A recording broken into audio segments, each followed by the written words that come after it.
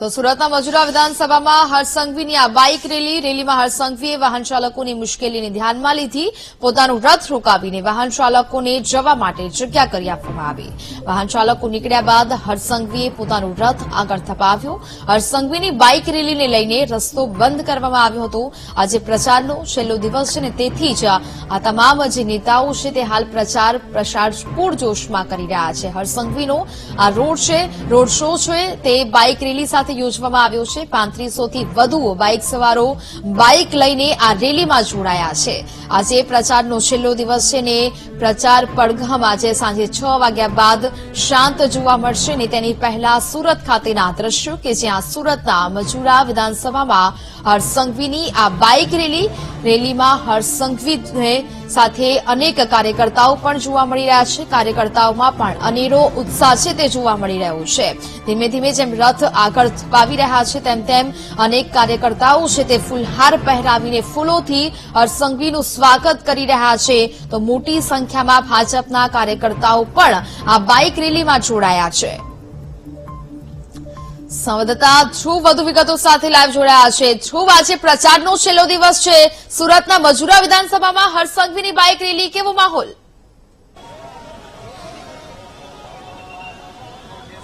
બિલકુલ નેહા, આજે ગુજરાત જે લોકસભાની ચૂંટણી છે તેમાં પ્રચારનો અંતિમ દિવસ છે. સાંજે 6 વાગ્યા બાદ પ્રચાર પ્રસાર બંધ થઈ જશે અને તેના અંતિમ દિવસનો પ્રચાર ખૂબ જ જોરશોરમાં રાજકીય પાર્ટી દ્વારા ચલાવવામાં આવી રહ્યો છે.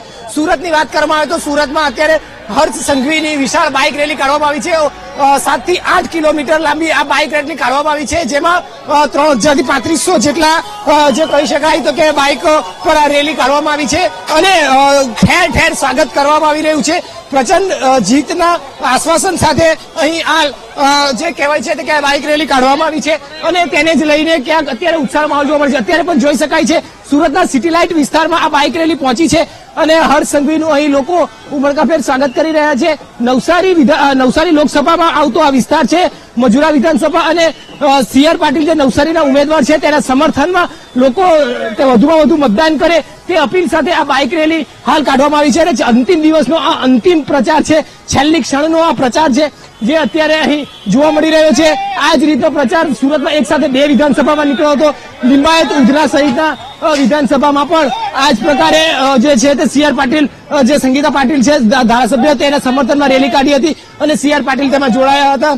સાથે સાથે અહીં પણ હર્ષ સંઘવી જયારે રેલી કાઢી રહ્યા છે ત્યારે CR પાટીલ પોતે અહીં આવ્યા હતા અને પ્રચારમાં તેઓ જોડાયા હતા. હાલ પણ આ રેલી અત્યારે જોઈ શકાય છે કે સિટી લાઇટ વિસ્તાર ખાતે પહોંચી છે અને અત્યારે મોટી સંખ્યામાં લોકો આ રેલીમાં જોડાઈ રહ્યા છે. 3000 થી 3500 જેટલી બાઇકો સાથે આ રેલી અત્યારે અહીં નીકળી રહી છે.